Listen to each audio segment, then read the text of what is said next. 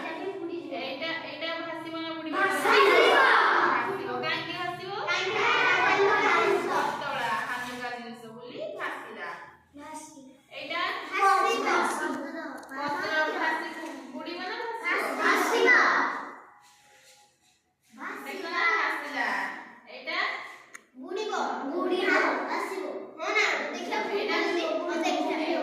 ଏଇଟା ପଥର ନା ଏହାର ଓଜନ ଅଛି ସେଥିପାଇଁ ଏଟା ବୁଡିଗଲା। এই ফুলটা ভাসিব না? କାହିଁକି ଭାସିବ?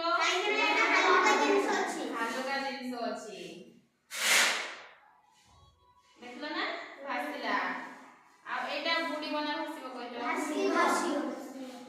ତମେ କହିଲ ଏଟା ବୁଡିବ ନା ଭାସିବ? ଭାସିବ। ଦେଖିବା ଦେଖି